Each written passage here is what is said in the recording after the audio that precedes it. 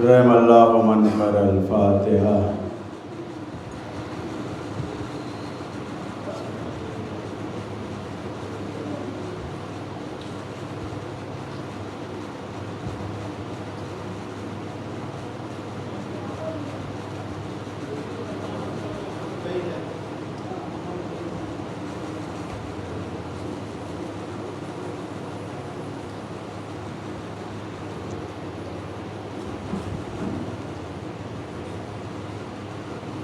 لا حول ولا قوة إلا بالله العلي العظيم۔ أعوذ بالله من الشيطان اللعين الرجيم۔ بسم الله الرحمن الرحيم۔ الحمد لله الذي هدانا لهذا وما كنا لنهتدي لولا أن هدانا الله لقد جاءت رسل ربنا بالحق والصلاة والسلام وعلى تحية والإكرام ومولى الثقلين جد الحسن والحسين بالقاسم محمد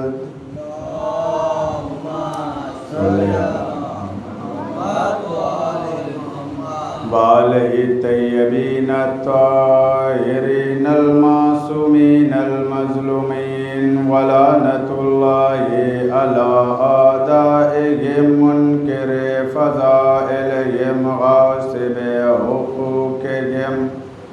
اما بعد فقد قال اللہ تبارک و تعالی فی محکم کتابہ الکریم۔ بسم اللہ الرحمن الرحیم۔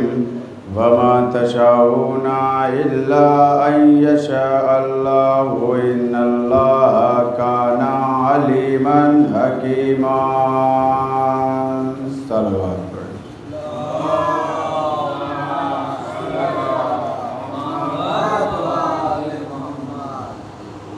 عزیزان محترم، بزرگان ملت،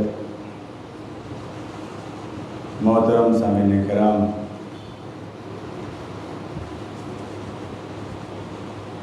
پروردگار قرآن مجید میں ارشاد فرما رہا ہے کہ وہ لوگ کچھ نہیں چاہتے مگر یہ کہ جو ان کا اللہ چاہتا ہے، یعنی وہ وہی چاہتے ہیں کہ جو اللہ چاہتا ہے، وہ اللہ کے جو علم والا بھی ہے اور حکمت والا بھی ہے۔ اس آیت کے مطابق اللہ نے اس زمین پر دو طرح کے انسان پیدا کیے۔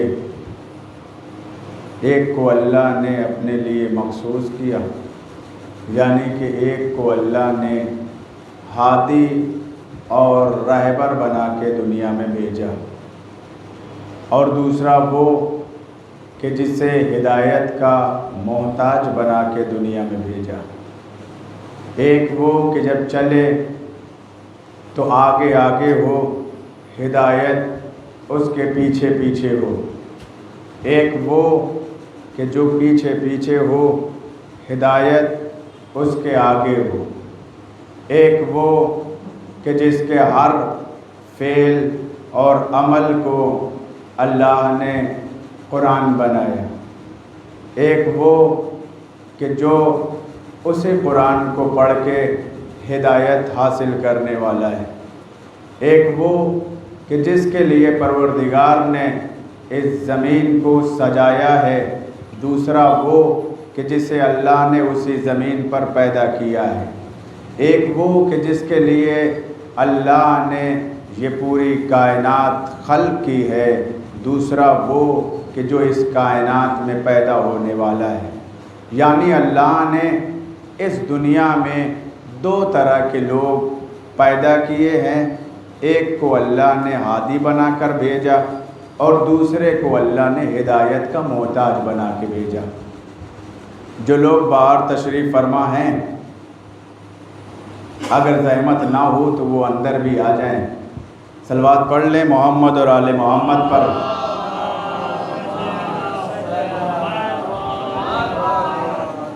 اللہ نے اس کائنات میں سب سے پہلے جسے بھیجا وہ ہادی تھا۔ اللہ نے انسانوں کو پہلے نہیں بھیجا، پہلے اللہ نے اس دنیا میں ہادی کو بھیجا۔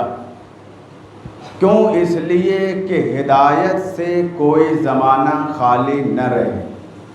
روئے زمین پر کوئی یہ نہیں کہہ سکتا کہ ہم اس دور کے مسلمان ہیں کہ جب ہمیں کوئی سمجھانے والا نہیں تھا، ہماری کوئی ہدایت کرنے والا نہیں تھا۔ جیسے لوگ کہیں کہ ہم اس دور کے مسلمان ہیں کہ ہماری ہدایت کرنے والا کوئی نہیں ہے، یہ کوئی کہہ کے نہیں نکل سکتا، اس لیے کہ اللہ نے سب سے پہلے اس دنیا میں ہادی اور رہبر کو بھیجا۔ پہلے ہادی کا نام حضرت آدم علیہ السلام ہے، سب سے پہلے آدم جسے دنیا میں بھیجا۔ ابھی دنیا میں کچھ بھی نہیں ہے، بھوکا عالم ہے، سناٹا ہے، اس دنیا میں کچھ بھی نہیں کہ پروردگار نے کسے بھیجا؟ جناب آدم کو۔ اے پروردگار، یہ سب سے پہلے ہادی کو بھیجنے کی وجہ کیا ہے؟ پہلے کچھ لوگوں کو بھیج دیتا، پھر جناب آدم کو بھیجتا کہ وہ آ کے کسی کی ہدایت کرے، لیکن دنیا میں تو کوئی نہیں ہے اور تو سب سے پہلے ہادی کو بھیج رہا ہے۔ اللہ نے کہا کہ اگر میں کسی کو بھیج دیتا تو وہ یہ کہتا کہ ہم اس دور میں پیدا ہوئے تھے کہ جب کوئی ہادی تھا ہی نہیں۔ اللہ نے کہا میں کسی دور کو خالی رکھنے والا نہیں ہوں، کوئی بھی دور ہدایت سے خالی نہیں رہے گا۔ اللہ نے کہا کہ اگر معصومین نے بھی کہا ہے کہ اگر کوئی بھی دور ہدایت سے خالی ہو، اگر اس روئے زمین پر اگر حجت خدا نہ ہو تو زمین دیکھتے ہی دیکھتے دھس جائے گی، یہ دنیا دیکھتے ہی دیکھتے فنا ہو جائے گی۔ ہر دور میں ایک ہادی کا ہونا ضروری ہے، اس لیے اللہ نے اول دن اللہ نے اس زمین پر ہادی بھیجا۔ کیوں؟ اس لیے کہ کوئی یہ نہ کہہ سکے کہ ہم تھے، ہادی نہیں تھا۔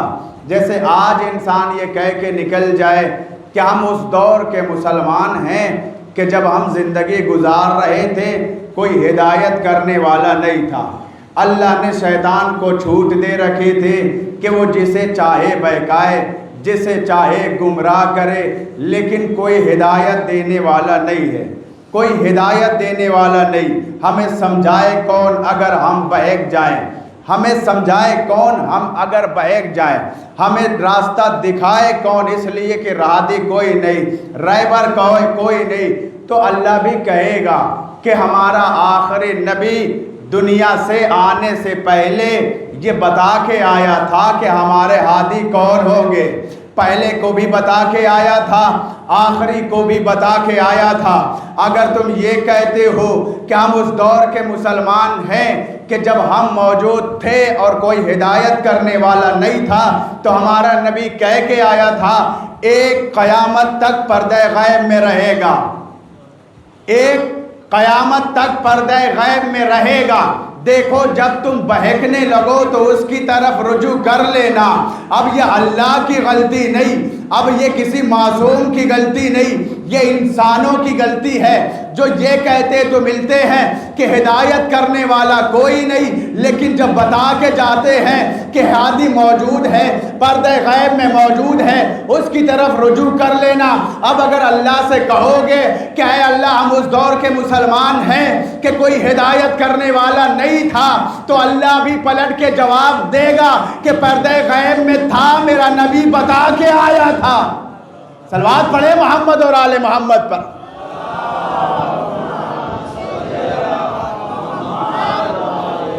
کوئی بھی دور اللہ ہدایت سے خالی نہیں رکھتا، ہادی سے خالی نہیں رکھتا۔ اگر کوئی بھی دور حجت خدا سے خالی رہے تو یہ زمین، یہ دنیا دیکھتے ہی دیکھتے فنا ہو جائے گی۔ یہ ہمارے وجہ سے، ہماری عبادتوں کی وجہ سے نہیں باقی ہے دنیا، یہ ان کی عبادت کی وجہ سے باقی۔ ہم سوچتے ہیں ہم اللہ کی عبادت کرتے ہیں تو ہماری وجہ سے یہ دنیا قائم ہے، یہ دنیا باقی ہے۔ ہماری عبادت کچھ نہیں ہے۔ ہم یہ سمجھتے ہیں کہ اللہ کے صرف اور صرف ہم ہی عبادت کرتے ہیں، دوسری کوئی مخلوق نہیں جو اللہ کی عبادت کرے۔ دنیا کی ہر مخلوق اللہ کی عبادت کرتی ہے، کوئی ایسی مخلوق نہیں جو اللہ کی عبادت نہ کرتی ہو۔ جناب موسیٰ کا زمانہ یاد ہے، جناب موسیٰ بیٹھ کے کھانا کھا رہے تھے، چھت کے اوپر چھپکلی تھے، گر گئی کھانے میں۔ جناب موسیٰ نے کھانے کو دور ہٹاتے ہوئے کہا پروردگار تجھے کیا ضرورت تھی اس مخلوق کو پیدا کرنے کی؟ اے پروردگار تجھے چھپکلی پیدا کرنے کی کیا ضرورت تھی؟ کیا عبادت کے لیے ہم کافی نہیں تھے؟ اللہ کیا ضرورت تھی اس چھپکلی کو پیدا کرنے کی؟ کیا عبادت کے لیے ہم کافی نہیں تھے؟ اللہ نے کہا چھپکلی سے پوچھو وہ کیا کہہ رہی ہے۔ اب جو جناب موسیٰ نے سنا تو وہ بھی یہی کہہ رہی تھی، اے اللہ تجھے موسیٰ کو پیدا کرنے کی کیا ضرورت تھی؟ عبادت کے لیے ہم کافی نہیں تھے۔ سمجھا آپ نے؟ عبادت اللہ کی ہر مخلوق کرتی ہے، کوئی ایسی ہم نے یہ نہ سوچے یہ دنیا ہماری عبادتوں کی وجہ سے باقی ہے، نہیں، یہ دنیا ان کی عبادتوں کی وجہ سے باقی ہے، یہ دنیا ہماری وجہ سے باقی نہیں ہے۔ یہاں پر ہر ایک حجت خدا ہے۔ اہل بیت کے گھر میں ہر ایک پاک دامن ہے، کسی کے دامن پہ ترک اولا کا بھی دھبا نہیں ہے۔ آپ پورے اہل بیت کے ہسٹری اٹھا کر دیکھ لیجئے، کسی کے دامن پہ ترک اولا کا بھی دھبا نہیں ملے گا، چاہے وہ کوئی بھی ہو جو اہل بیت میں ہے۔ یہ ہے اللہ کی حجت، یہ جہاں پر بھی ہو، ان کا بچپنا بھی حجت ہے، ان کی جوانی بھی حجت ہے، اور ان کا بڑھاپا بھی حجت ہے۔ یہ ہر دور میں حجت رہے، اور جو اصل ہوتا ہے دنیا اس کے مقابلے میں چاہے جس کو بناتی رہے، لیکن اصل ہمیشہ اصل ہوتا ہے۔ دنیا جب جب گمراہی کی طرف گئی ہے یہ سامنے آ کے کھڑے ہوئے، ساتھ دینے کے لیے نہیں بلکہ دین کو بچانے کے لیے۔ لوگوں نے کہا اگر محبت نہیں تھی تو بار بار بچاتے کیوں تھے؟ اس کا مطلب یہ ہے کہ محبت تھی۔ معصوم نے کہا یہ محبت کا نتیجہ نہیں ہے کہ بار بار بچاتے تھے، بلکہ ہم تو دین بچانے جاتے تھے کہ ان کی وجہ سے دین خطرے میں آ جاتا تھا تو ہم دین کی مدد کرنے جایا کرتے تھے۔ ایسے ہی نہیں، 70 مرتبہ کیا کہا؟ علی نہ ہوتے تو ہلاک ہو جاتے۔ یہ بتائیے کہ ہلاکت کس کا راستہ ہے؟ کہا جو حق کو چھوڑ دے اس کے لیے ہلاکت ہے۔ معلوم ان کو بھی تھا کہ ہم نے حق کو چھوڑ دیا ہے، اسی لیے ہلاکت کہا، شہادت نہیں کہا۔ کیا کہا؟ اگر علی نہ ہوتے تو میں ہلاک ہو جاتا، لیکن ایک مرتبہ بھی یہ نہ کہا کہ میں شہید ہو جاتا۔ کیوں؟ اس لیے کہ علی کی محبت میں جو مرے وہ شہید ہوتا ہے۔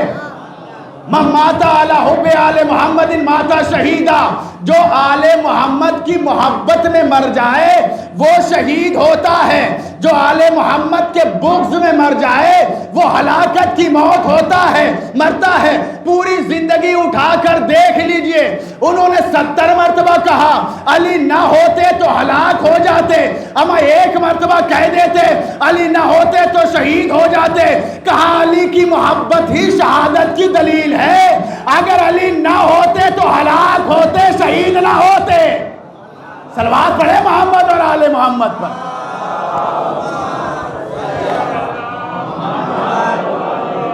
ایک مرتبہ بھی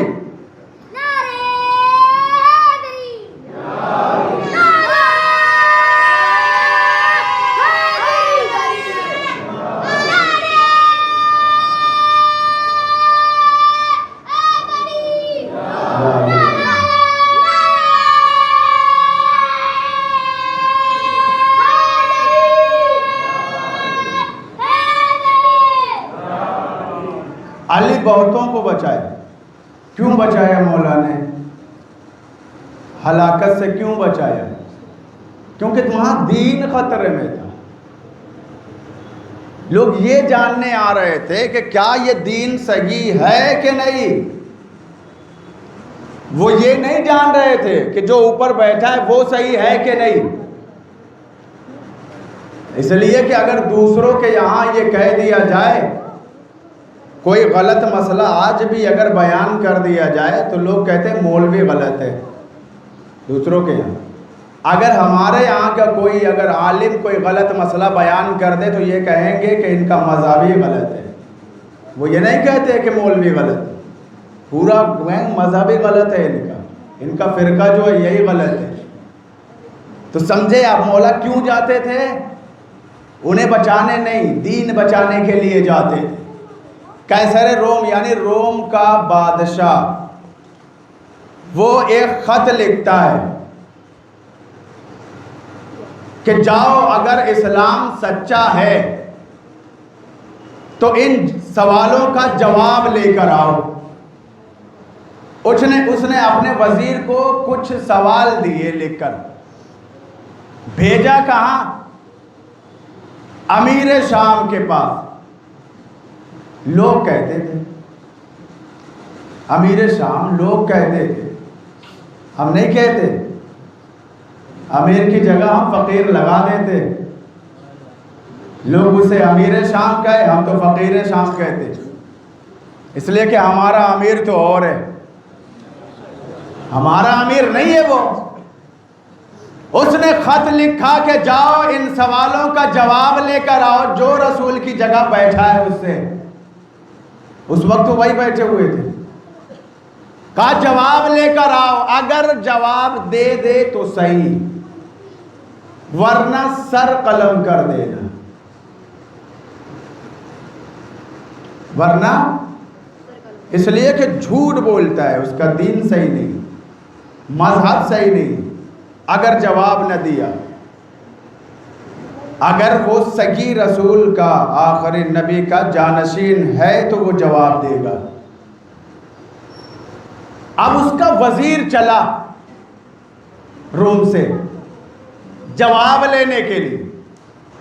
آنے کے بعد اس نے قیصر کا خط دیا، بادشاہ کا خط دیا، کہا یہ سوال ہے، اس کے جواب چاہیے، اگر جواب نہیں ملا تو سر جائے گا، اگر جواب نہیں ملا تو سر جائے گا، جواب دینا ہے۔ انہوں نے خط کھولا، پہلا سوال یہ تھا کہ بتاؤ مشرق سے مغرب تک کا فاصلہ کتنا ہے؟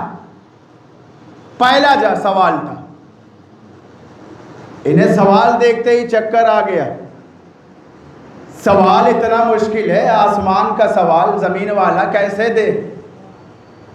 کا دوسرا سوال، کا زمین سے آسمان کی دوری کتنی ہے؟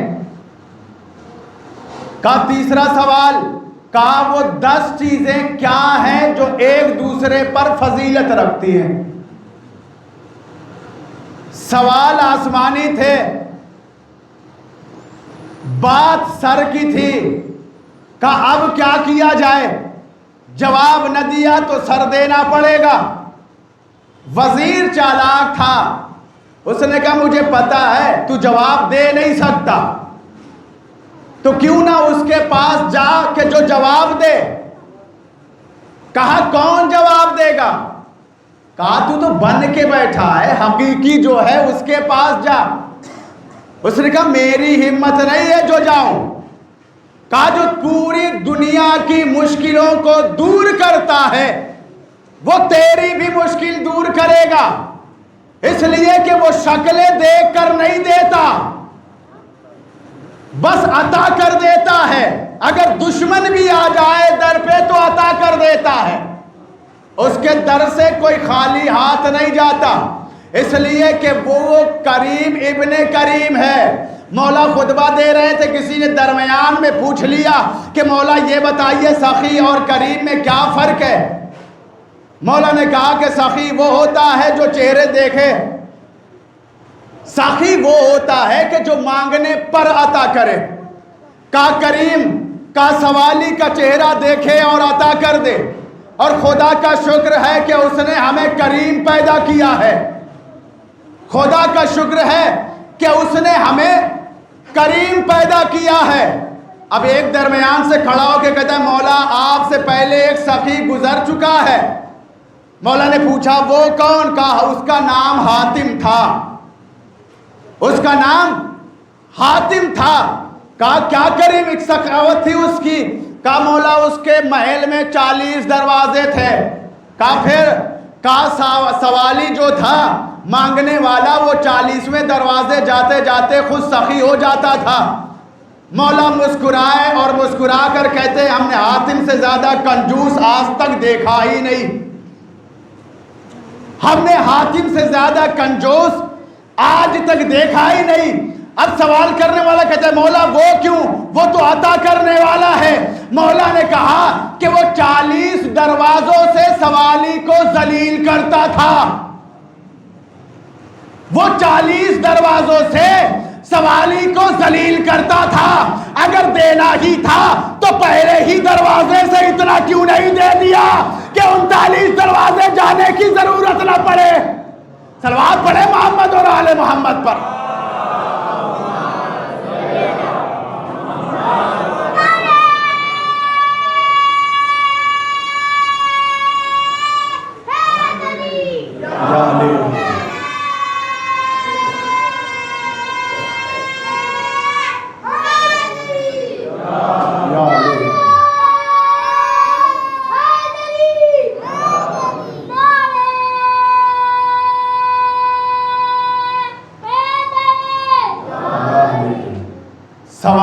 سوال لے کر آیا، ان سوالوں کے جواب چاہیے، مہلت مانگی گئی، کچھ وقت دے دو تاکہ جواب دیا جا سکے۔ دن گزرے کوئی جواب نہیں۔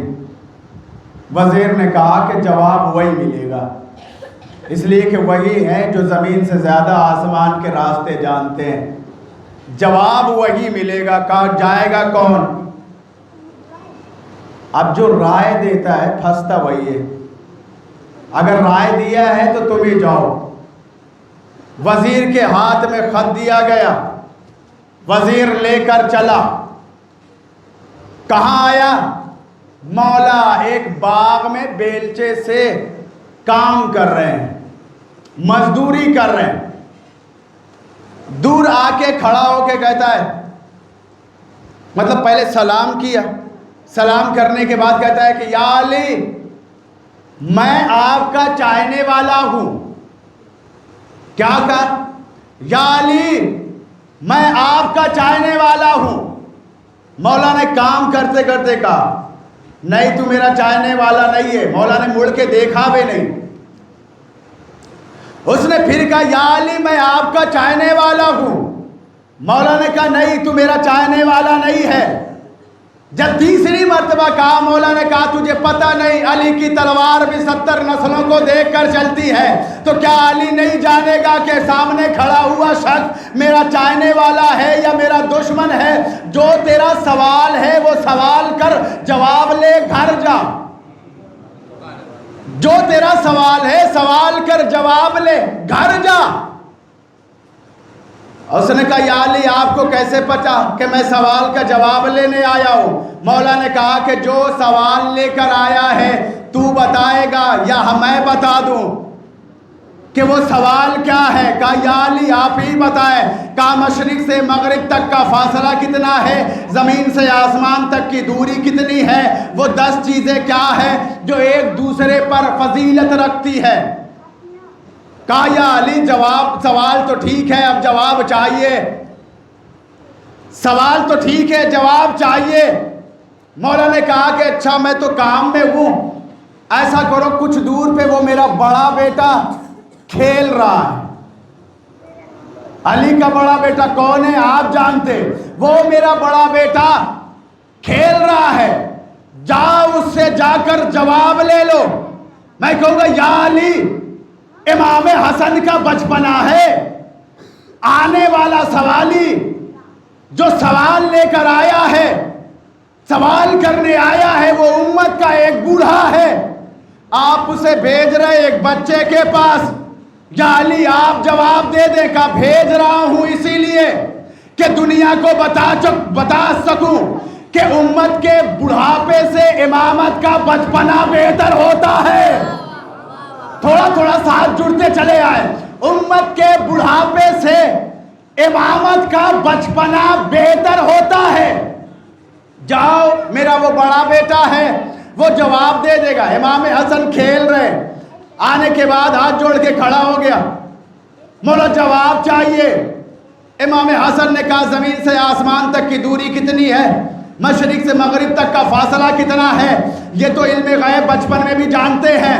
وہ 10 چیزیں کیا ہیں جو ایک دوسرے پر فضیلت رکھتی ہیں؟ نہ باپ کو بتایا سوال، نہ بیٹے کو بتایا سوال، لیکن سوال بھی بتا رہے ہیں، اب جواب بھی بتانے لگے ہیں۔ امام نے کہا کہ مشرق سے مغرب تک کا فاصلہ اتنا ہی ہے کہ سورج ایک دن میں یہ فاصلہ طے کر لیتا ہے۔ سورج ایک دن میں یہ فاصلہ طے کر لیتا ہے۔ زمین سے آسمان تک کی دوری کا ایک کمزور آنکھ بھی زمین سے آسمان تک دیکھ لیتی ہے۔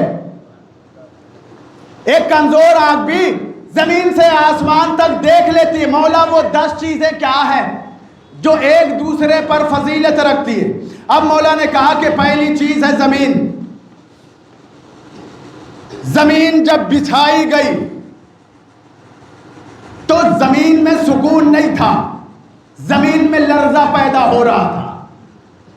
کہ اللہ نے زمین میں پتھر کی، پہاڑوں کی میخیں گاڑی، زمین اپنی جگہ پر ساکین ہو گئی۔ پہلی چیز کا زمین، دوسری چیز کا پتھر جو زمین کو اس کی جگہ پر ساکین رکھے ہوا ہے۔ کا تیسری چیز کا لوہا جو پتھر کو توڑ سکتا ہے۔ کا چوتھی چیز کا آگ جو لوہے کو پگھلا سکتی ہے۔ کا پانچویں چیز کا پانی جو آگ کو بجھا سکتا ہے۔ کا چھٹی چیز کا بادل جو پانی کو اپنے اندر سمو سکتا ہے۔ کا ساتویں چیز کا ہوا جو بادل کو لے کر جا سکتی ہے، بادل کو اڑا سکتی ہے۔ کا آٹھویں چیز کا وہ فرشتہ جو ہوا کو چلاتا ہے۔ کا نویں چیز کا ملک الموت جو اس فرشتے کو بھی موت دینے والا ہے۔ کا 10ویں چیز کا موت ہے امر ربی جو ملک الموت کو بھی آنی ہے۔ کہا یہ ہے 10 چیزیں۔ میں کہوں گا مولا آپ بتا کیوں رہے ہیں؟ آپ کے بچپن کا عالم ہے، آپ بھیج دیتے بابا کے پاس کہ جاؤ بابا سے پوچھ لو، بابا سے پوچھ لو۔ تو امام نے کہا میں یہی بتانا چاہتا ہوں، امامت کا بچپنا ہو، جوانی یا بڑھاپا، امام ہر دور میں امام ہوتا ہے۔ امام ہر دور میں امام ہوتا ہے۔ اب جب اسے جواب مل گیا تو رک کر کہتا ہے مولا اب یہ بھی بتا دیں سبب افضلیت کیا ہے، کس لیے ان چیزوں کو افضل کیا گیا، ایک دوسرے پہ فضیلت دی گئی۔ سبب افضلیت کہا سب سے پہلے اللہ نے زمین کو پیدا کیا تو زمین نے کہا مجھ جیسا کون ہے جو پوری کائنات میں پھیلی ہوئی ہے، پوری کائنات میں پھیلی ہوئی ہے۔ اللہ نے زمین کے اوپر پہاڑوں کو نصب کر دیا، کہا زمین غرور نہ کر، تجھ سے بلند بھی کوئی ہے جسے پہاڑ کہتے ہیں، پتھر کہتے۔ اب جب پتھر نے اپنی طاقت دیکھی تو اس کے اندر بھی انانیت جاگ گئی۔ پتھر نے کہا مجھ سے زیادہ طاقتور کون ہے؟ جیسے ہی یہ کہا زمین نے کہا خاموش ہو جا، ہم نے بھی یہی کہا تھا کہ اللہ نے ہمارے اوپر تجھے نصب کر دیا۔ پتھر نے کہا مجھ میں اتنی طاقت ہے، میں جس چیز کو چاہوں اسے اس کی جگہ پر ٹھہرا دوں، اتنی طاقت ہے۔ ہم سے بلند و بالا کون ہے؟ ہم سے اوپر کون ہے؟ جیسے ہی یہ کہا نا، اللہ نے لوہے کو پیدا کر دیا، اللہ نے لوہے کو پیدا کر دیا۔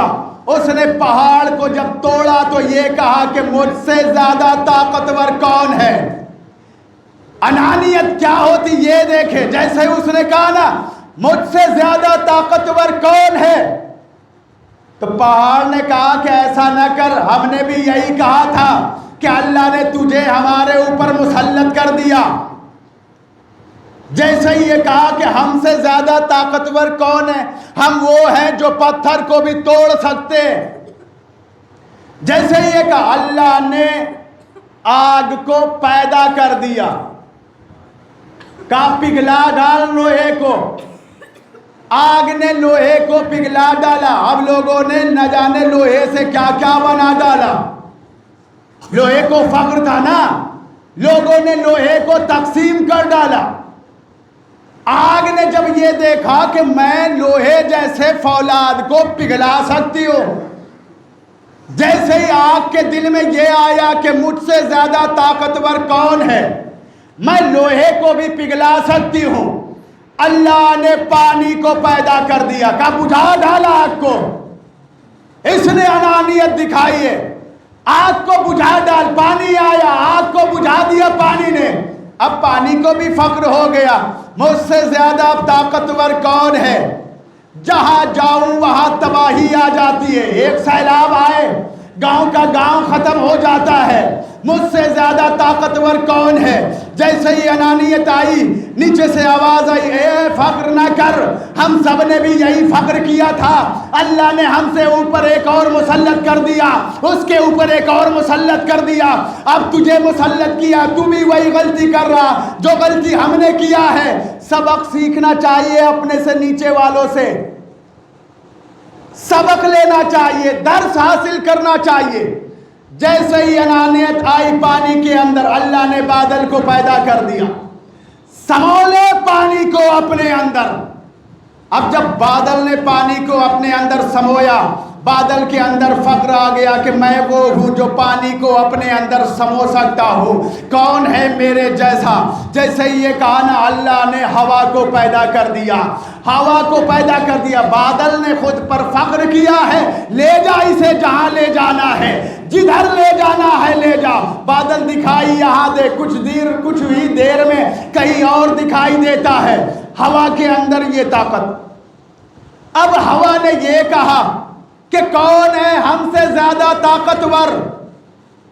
ہم سے زیادہ طاقتور کوئی نہیں۔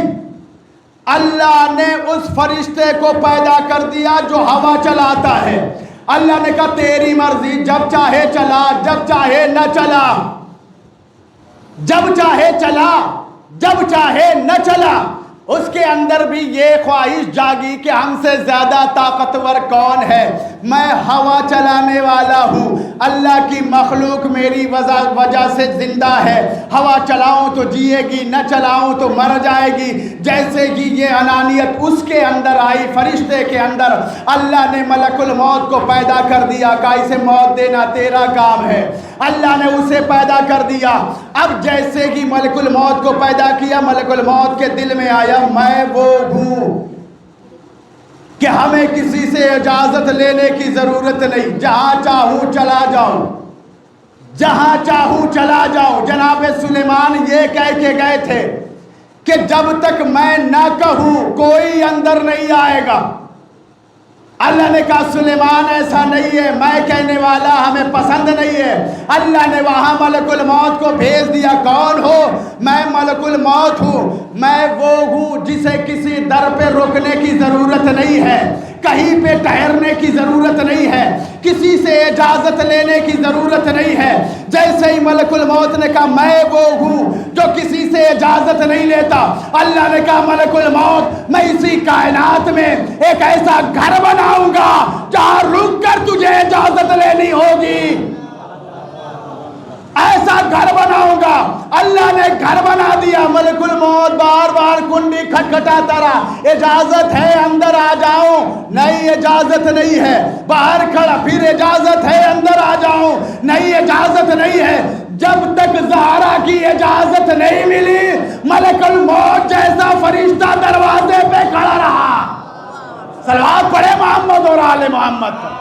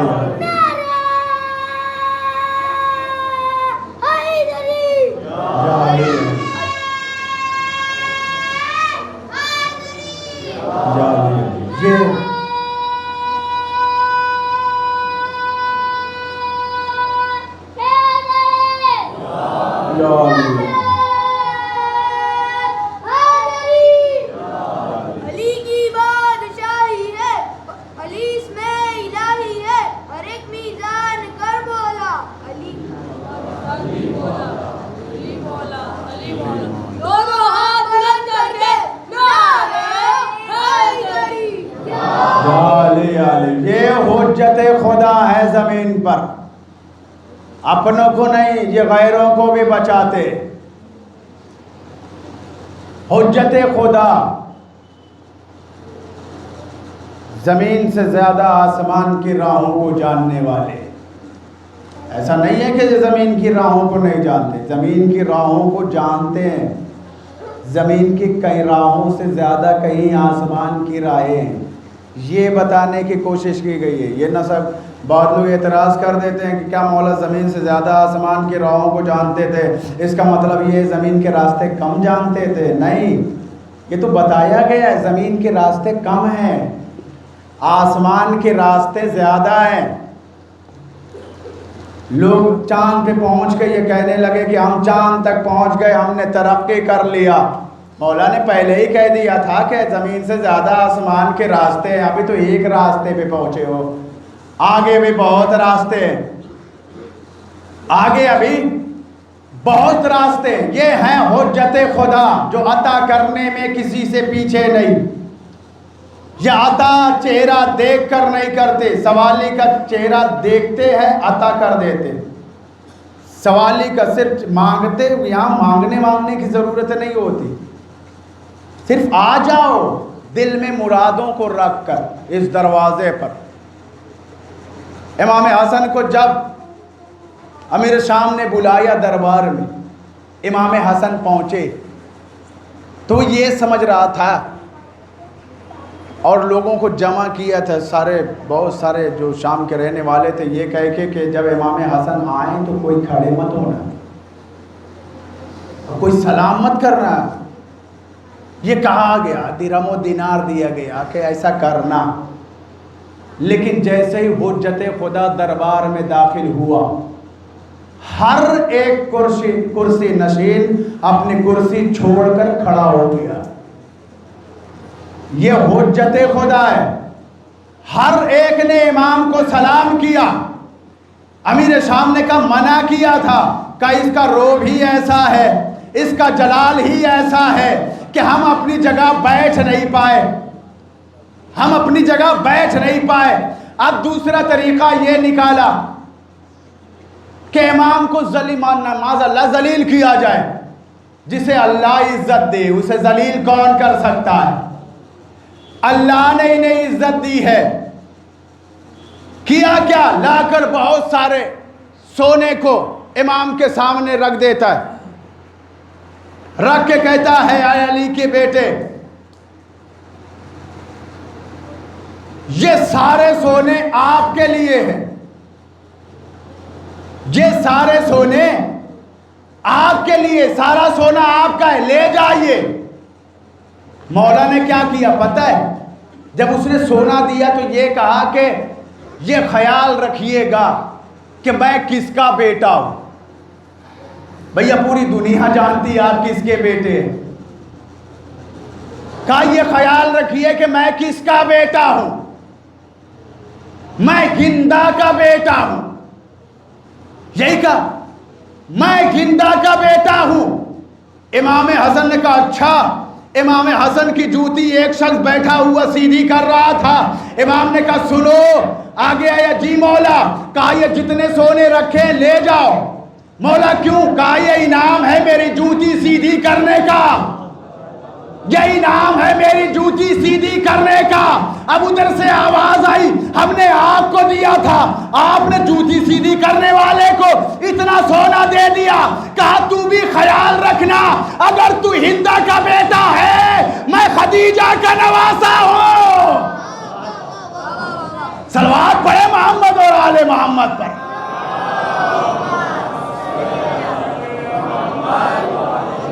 جس کی دولت پر اسلام پلا ہے، جس کی دولت کی وجہ سے اسلام پروان چڑھا ہے. جناب خدیجہ کی دولت کتنی تھی؟ کہا جب دولت کا ڈھیر لگتا تھا اونٹوں پہ جناب خدیجہ کے جو دولت تھی خزانہ تھا اس کی چابیاں لد کے جاتی تھی. اور جب دولت کا ڈھیر لگا دیا جاتا تھا نا سونے چاندی کا تو ایک طرف کے لوگ دوسری طرف نہیں دیکھ پاتے تھے. پھر وجہ کیا ہے؟ یہ دولت کہاں چلی گئی؟ کہا جناب خدیجہ نے ان غریب مسلمانوں میں بانٹ دیا ہے. یہ ایسے مسلمان نہیں ہوئے. جناب خدیجہ کی دولت کھا کھا کے مسلمان ہوئے. لوگ آتے تھے جناب خدیجہ رسول خدا بھر بھر کے انہیں دیتے تھے. اور جو لوگ یہ کہتے تھے نا کہ ہم اسلام نہیں لائیں گے، جناب خدیجہ کہتے تھے سنو جو ہمارا پیسہ تمہارے اوپر باقی ہے ابھی اسے واپس کر دو. کہتے تھے نہیں دے سکتے. کہا اور لے جاؤ لیکن اسلام لاؤ. اسلام جناب خدیجہ کی دولت سے پھیلا ہے. یہ مسلمان اتنے بڑے بڑے جو غنی بن گئے وہ ایسے ہی نہیں بنے، سارے جناب خدیجہ کے مال تھے.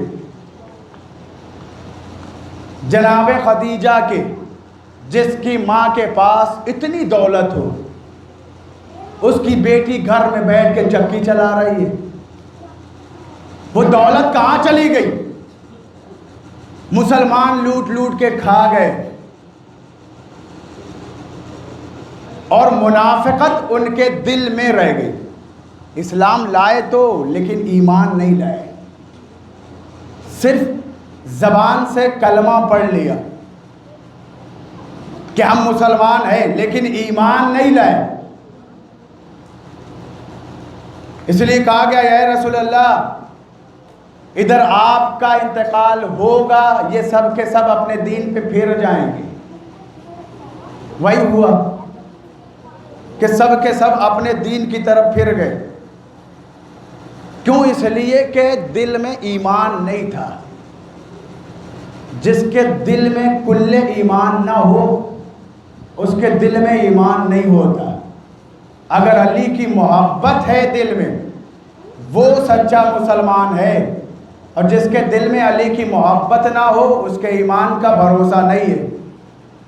جس کے دل میں ایمان ہو اس کے یا علی کی محبت ہو اس کے سامنے آپ دولت کا ڈھیر لگا دیں لیکن وہ اپنے ایمان سے پھرے گا نہیں. اور جس کے دل میں علی کی محبت نہ ہو اس کے سامنے بھی آپ ڈھیر لگا دیں دولت کی اور یہ کہیں کہ ایمان لے آؤ، وہ ایمان لائے گا نہیں۔ یہ رسول خدا نے کہا یا علی، جس کے دل میں آپ کی محبت ہے اگر اس کا سر تن سے جدا بھی کر دیا جائے تو وہ آپ کی محبت سے باز نہیں آئے گا، اور جس کے دل میں آپ کی محبت نہیں ہے اس کے سامنے دولت کا ڈھیر بھی لگا دیا جائے وہ آپ پر ایمان نہیں لائے گا۔ اس کی دلیل کیا ہے؟ جناب میسم سے مولا نے کہا تھا ہماری محبت میں سولی دی جائے گی، چاہیے یہ تھا، کہاں دی جائے گی؟ کہا اسی درخت کے اوپر، درخت چھوٹا تھا، عالم کیا ہوا؟ اب طریقہ بدلا، جناب میسم روز آ کر اسی درخت میں پانی دیتے ہیں۔ پوچھا میسم پانی کیوں دیتے ہو؟ اسی درخت پہ سولی دی جائے گی۔ کہا میرا مولا بولا ہے، میرے مولا نے یہ کہا ہے اسی درخت پہ سولی دی جائے گی، میں یہ چاہ رہا ہوں درخت جلدی بڑا ہو جائے، میں یہ چاہ رہا ہوں جلدی بڑا ہو جائے درخت۔ کہا میسم یہ چاہو کاٹ دو، درخت نہ رہے، سولی نہ دی جائے۔ کہا میرے مولا نے کہا ہے تو صحیح کہا، اس لیے کہ میرے مولا کا قول غلط نہیں ہو سکتا۔ یہ ہے ایمان، پتہ ہے اسی سولی پر، اسی درخت پر سولی دی جائے گی، لیکن ایمان سے باز نہیں آئے، روز درخت کو پانی دے رہے۔ کیوں؟ میرے مولا نے کہا ہے کہ اسی درخت پہ تمہیں سولی دی جائے گی، تو مجھے یقین ہے کہ اسی درخت پہ دی جائے گی، ایسا نہ ہو درخت سوکھ جائے، نہیں، میرے مولا نے کہہ دیا ہے تو وہی ہوگا۔ یہ ہے زمین پر حجت خدا، خدا کی حجت۔ اگر یہ نہ ہو تو یہ دنیا دیکھتے ہی دیکھتے فنا ہو جائے گی۔ ایسے تو پوری دنیا کو فنا ہونا ہے، لیکن جب تک حجت خدا ہے یہ دنیا فنا ہونے والی نہیں ہے۔ کل من علیہا فان، ہر چیز فنا ہو جائے گی۔ وَيَبْقَى وَجْهُ رَبِّكَ ذُو الْجَلَالِ وَالْإِكْرَامِ، اور صرف اگر کچھ باقی رہنے والا ہے تو وہ اللہ کا وجہ ہے۔ وجہ کے معنی چہرے کے نہیں ہوتے، وجہ کے معنی ہے جس سے انسان پہچانا جائے۔ اب یہ اور بات ہے کہ انسان پہچانا جاتا ہے اپنے چہرے سے، اور آیت میں یہ کہا گیا کہ صرف اور صرف اللہ کا وجہ باقی رہے گا، تو جس سے اللہ کی پہچان ہوئی وہ باقی رہیں گے اور پوری دنیا فنا ہو جائے گی۔ امام حسین کربلا کے میدان میں 2 محرم کو آ گئے، یہی حجت خدا ہے۔ جب بھی دین پہ آنچ آئی ہے، کہا گیا کہ مال اسلام نے بانٹا تو چلی بھیڑ کی بھیڑ، جب خون اسلام نے مانگا تو 72 نکلے۔ تو جب تک اسلام مال بانٹ رہا تھا تو بھیڑ کی بھیڑ جا رہی تھی، لیکن جیسے ہی اسلام نے خون مانگا کوئی سامنے نہ آیا سوائے نواسے رسول کے۔ امام حسین 2 محرم کو کربلا میں آ گئے، 4 محرم سے پانی بند کر دیا گیا، 7 محرم سے کہتے آب آ گئی، یعنی خیمے میں ایک بوند بھی پانی نہیں ہے۔ آج امام حسن کے بیٹے کا مصائب پڑھنا تھا، اس لیے تھوڑا سا امام حسن کا فضائل پڑھ دیا۔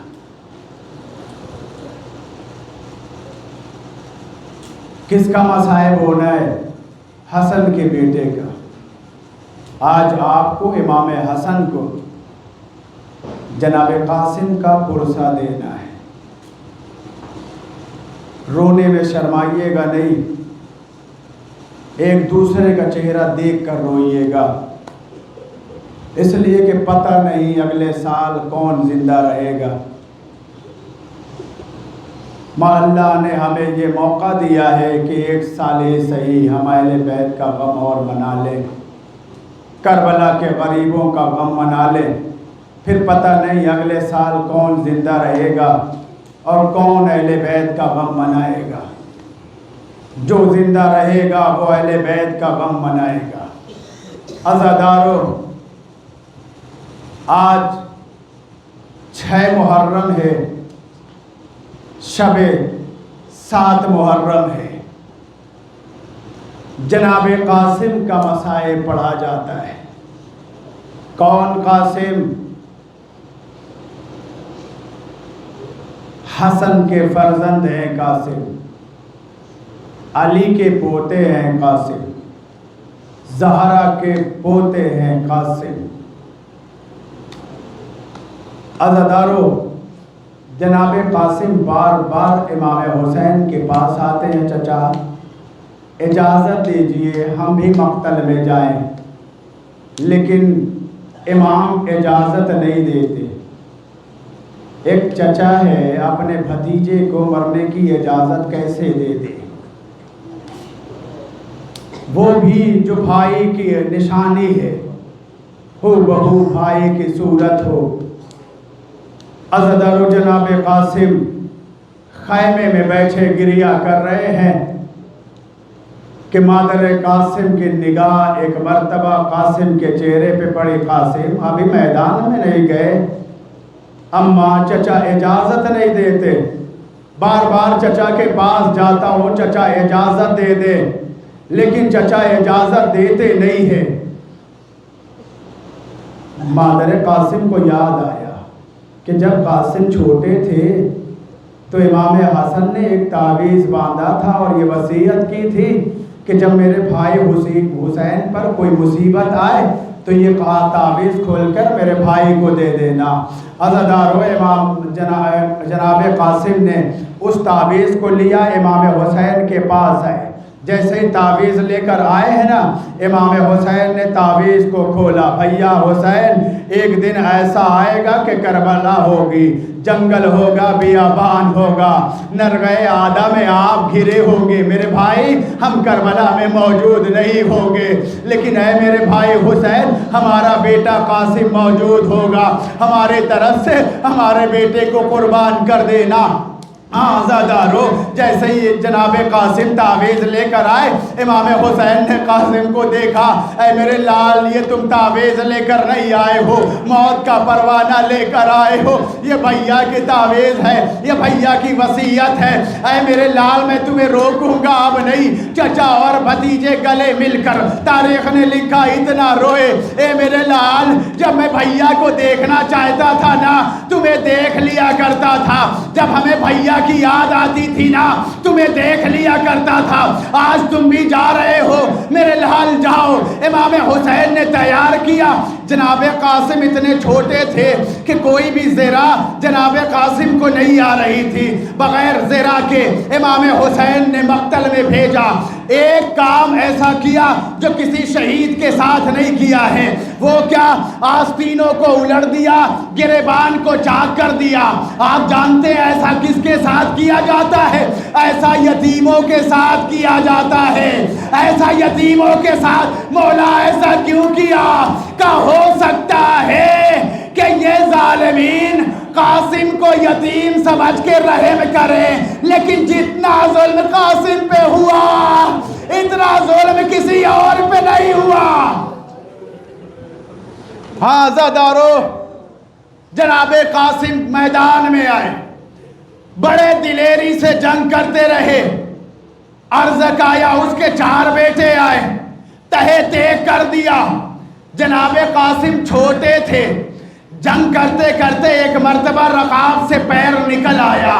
عزادارو، تاریخ نے لکھا ایک پیر رکاب میں تھا، ایک پیر رکاب سے باہر آیا۔ جناب قاسم گھوڑے سے زمین پہ آئے، پیر رکاب میں پھنسا رہا۔ جناب قاسم آواز دیتے رہے، اماں بچاؤ، اماں بچاؤ۔ کیوں؟ کہ اس لیے جناب قاسم اتنے چھوٹے تھے کہ میدان میں ہر شہید نے امام حسین کو آواز دیا ہے، تنہا قاسم ہے جو ماں کو آواز دیا ہے، اے اماں مدد کو آئیے، میں گھوڑے سے زمین پہ آ گیا۔ ہاں عزادارو، تاریخ نے لکھا کہ جیسے ہی جناب قاسم زمین پہ آئے ہیں، ادھر سے مولا عباس چلے، امام حسین چلے، فوج میں بھگدڑ مچی، اب دائیں کے گھوڑے بائیں جانے لگے، بائیں کے گھوڑے دائیں جانے لگے۔ تاریخ نے کہا 2 شہید ایسے ہیں کہ زندگی میں جن کی پسلیاں ٹوٹی، کا ایک حسین کی ماں ہے، ایک حسین کا بھتیجا۔ عزادارو جناب قاسم کی پسلیاں ٹوٹ گئی، دائیں کی پسلیاں بائیں سے جا کے لگ گئی، بائیں کی پسلیاں دائیں سے جا کر لگ گئی۔ ادھر حسین مقتل میں آئے، آنے کے بعد بھتیجے کو آواز دیتے ہیں، اے میرے لال قاسم کہاں ہو آواز دو، اے میرے لال قاسم کہاں ہو آواز دو۔ کہیں دائیں سے آواز آئی لبیک یا مولائی، کہیں بائیں سے آواز آئی لبیک یا مولائی۔ ایسا کیوں ہوا عزادارو؟ امام حسین نے ابا اتاری، زمین پہ بچھانے کے بعد قاسم کے لاش کے ٹکڑے کہیں یہاں سے چنے، کہیں وہاں سے چنے۔ قاسم کا جنازہ زندگی میں پامال ہو گیا تھا، لاش کے ٹکڑے ابا کے دامن میں چننے کے بعد خیمے کے در پہ آئے، اے بہن زینب فروا سے کہو قاسم آ گیا ہے۔ عزادارو جناب زینب باہر آئی، حسین کا خالی ہاتھ دیکھا، بھیا میرا قاسم کہاں ہے؟ امام حسین نے کہا زینب یہ جو پیٹھ پہ میری ایک گٹھری رکھی ہے نا، یہی قاسم ہے، مجھے جانے میں دیر ہوئی، میرا قاسم پامال ہو گیا، میں اپنے قاسم کو بچا نہ سکا۔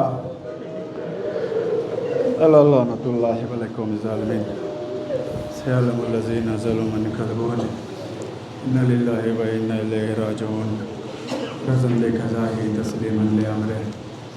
پروردگار محمد اور آل محمد کے تو فعل میں جو مومنین پریشان حال ہیں ان کی پریشانیوں کو دور کر دے۔ پروردگار محمد اور آل محمد کے تو فعل میں جو مومنین بے روزگار ہیں ان کو روزی عطا فرما۔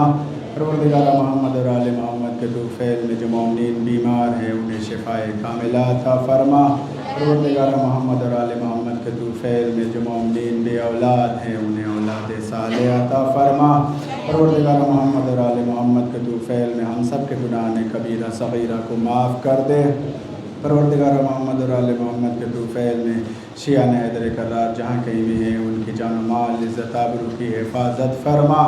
پروردگار محمد اور آل محمد کے تو فعل میں دعاؤں میں سب سے بڑی دعا یہ ہے کہ ہمارے آخری امام کے ظہور میں تعجیل فرما اور ہم سب کو مولا کے ناصرین میں شمار فرما۔ الہی آمین رب العالمین، انک تقبل منا انک انت السمیع العلیم۔